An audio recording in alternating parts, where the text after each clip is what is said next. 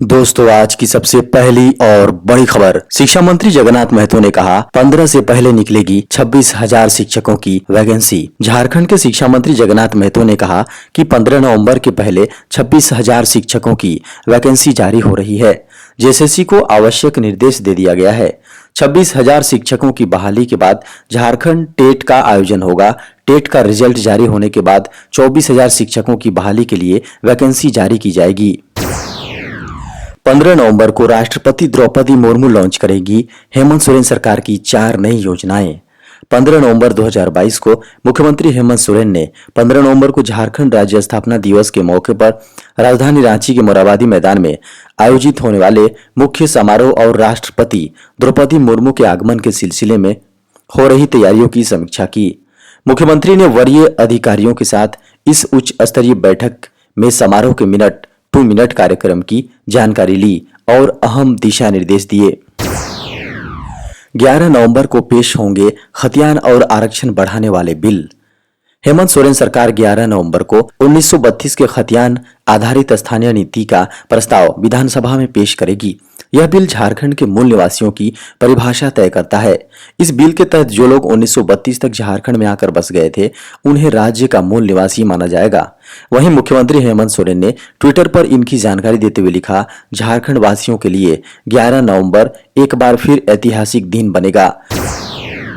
EWS कोटे पर 7 नवंबर को आ सकता है फैसला।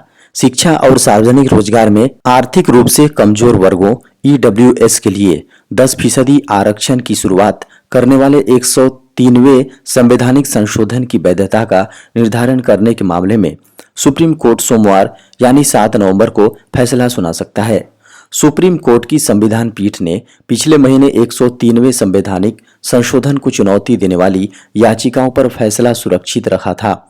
खबरों को माने तो सुप्रीम कोर्ट सोमवार को सुबह 10:30 बजे 10% ईडब्ल्यूएस कोटा कानून की वैधता पर अपना फैसला सुनाएगा।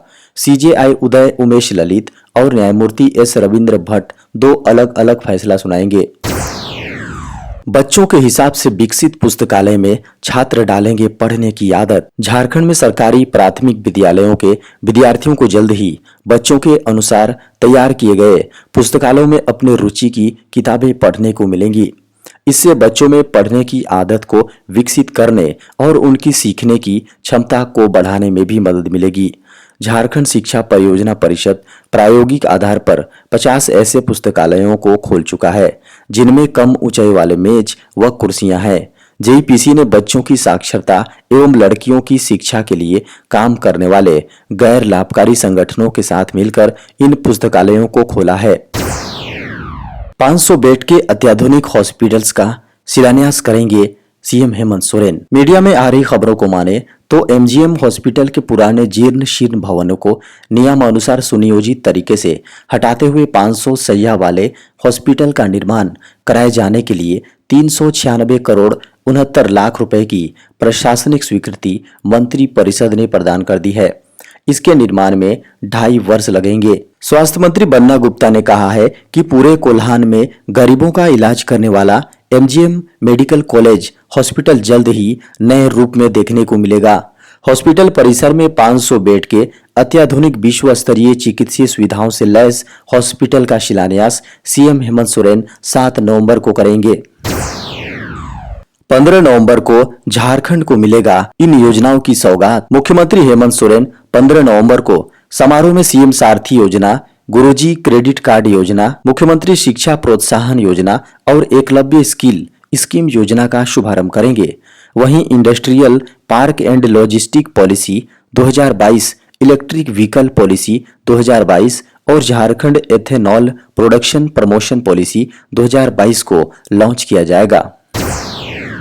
यूजीसी नेट परीक्षा 2022 के रिजल्ट हुए जारी। यूजीसी नेट परीक्षा 2022 में शामिल होने वाले उम्मीदवारों का इंतजार आखिरकार खत्म हुआ। नेशनल टेस्टिंग एजेंसी यानी एनटीए ने यूनिवर्सिटी ग्रांट्स कमीशन के नेशनल एलिजिबिलिटी टेस्ट के नतीजे जारी कर दिए हैं। वे कैंडिडेट्स जिन्होंने यूजीसी नेट एग्जाम दी हो, वे एनटीए की आधिकारिक वेबसाइट से रिजल्ट चेक कर सकते हैं।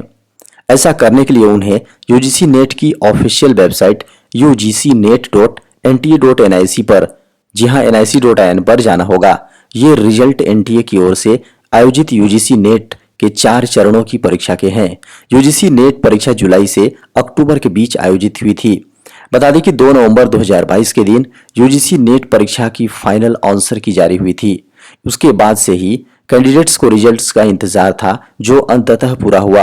अब परीक्षा में भाग लेने वाले कैंडिडेट्स आधिकारिक वेबसाइट पर जाकर रिजल्ट देख सकते हैं।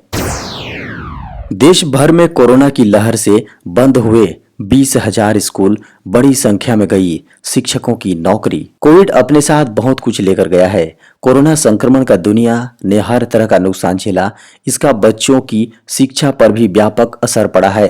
भारत में स्कूली शिक्षा के लिए एकीकृत जिला शिक्षा सूचना प्रणाली यूडैस प्लस की 2021-22 की रिपोर्ट बताती है कि देश भर में कोविड-19 की दूसरी लहर ने भारत के 20,000 से अधिक स्कूलों पर ताला लगवा दिया। यह आंकड़ा देश भर के कुल स्कूल का 1% है। इससे बड़ी संख्या में प्राइवेट स्कूलों के शिक्षकों की नौकरी चली गई। लगभग 1,89,000 शिक्षक यानी कुल संख्या के 2% कार्यबल से बाहर हो गए। इतना ही नहीं, आर्थिक तनाव के चलते महामारी के पहले साल की तुलना में दूसरे साल लगभग दोगुना छात्रों ने निजी स्कूल से नाम कटवाकर सरकारी स्कूलों में दाखिला ले लिया। खबरों को माने, स्कूलों की संख्या 2020-21 में 15.09 लाख थी, जो 2021-22 में घटकर 14.89 लाख दर्ज हुई है। जन गण मन और वंदे मातरम का दर्जा बराबर करना चाहिए सम्मान। राष्ट्र जन गण मन और राष्ट्रीय गीत वंदे मातरम का दर्जा एक समान है और नागरिकों को दोनों ही बराबर सम्मान देना चाहिए। जी हां, दोनों को ही बराबर सम्मान देना चाहिए।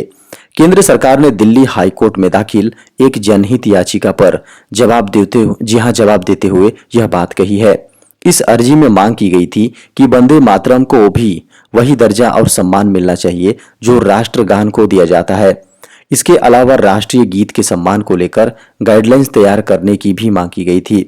इस पर हाईकोर्ट ने होम मिनिस्ट्री, शिक्षा मंत्रालय, संस्कृति मंत्रालय एवं कानून मंत्रालय को नोटिस जारी कर जवाब मांगा था। इस अर्जी में ये भी मांग की गई थी कि केंद्र और राज्य सरकारों को आदेश दिया जाए कि वे तय करें कि हर वर्किंग डे पर स्कूलों एवं अन्य शिक्षण संस्थानों में जन गण मन और वंदे मातरम गाया जाए। इसके अलावा संविधान सभा में 24 जनवरी 1950 को पारित प्रस्ताव के मुताबिक दोनों के सम्मान के लिए गाइडलाइंस तय की जाए। मुख्यमंत्री श्री हेमंत सोरेन ने 146 योजनाओं का शिलान्यास और 106 योजनाओं का किया उद्घाटन।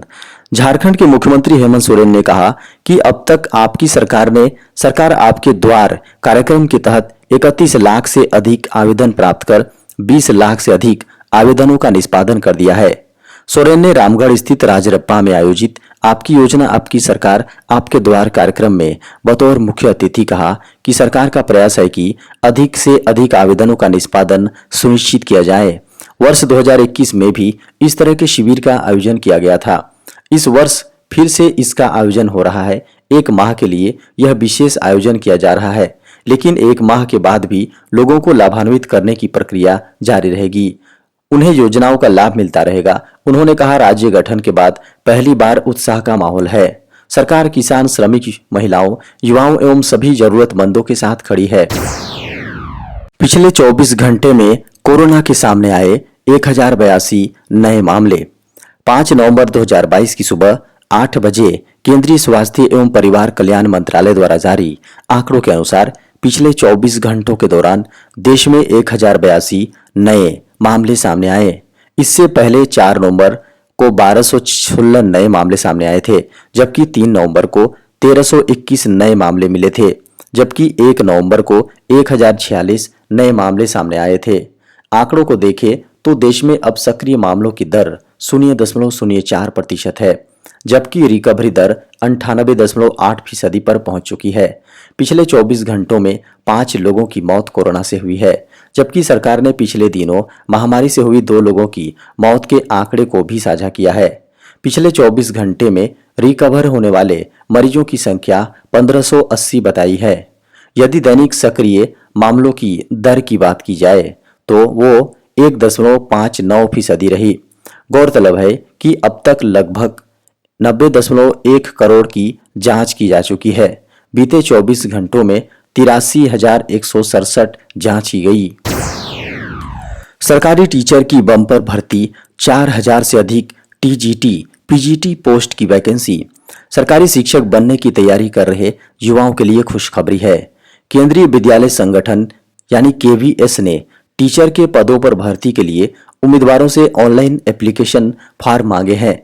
योग्य एवं इच्छुक उम्मीदवार केवीएस की ऑफिशियल वेबसाइट kvssangathan.nic.in पर जाकर सरकारी नौकरी के लिए अप्लाई कर सकते हैं।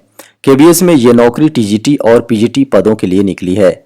उम्मीदवारों को बताया जाता है कि वे ऑफिशियल वेबसाइट पर जारी हुए नोटिफिकेशन के जरिए एलिजिबिलिटी क्राइटेरिया को चेक किया जा सकता है। खबरों को माने तो केंद्रीय विद्यालयों में टीचिंग और नॉन टीचिंग पदों को भरने के लिए ये एक सीमित डिपार्टमेंटल कॉम्पिटिटिव एग्जाम है। रिक्रूटमेंट ड्राइव के जरिए कुल मिलाकर 4,014 टीजीटी और पीजीटी पदों को भरा जाएगा। इन नौकरियों के लिए अप्लाई करने के लिए ऑफिशियल वेबसाइट पर लिंक जल्द ही एक्टिव हो जाएगा। खबरों को माने तो कंट्रोलिंग ऑफिसर और सर्कुलेशन के लिए एप्लीकेशन लिंक 9 नवंबर को जारी किया जा सकता है। इसके बाद उम्मीदवार शिक्षक के पद पर अप्लाई कर सकते हैं।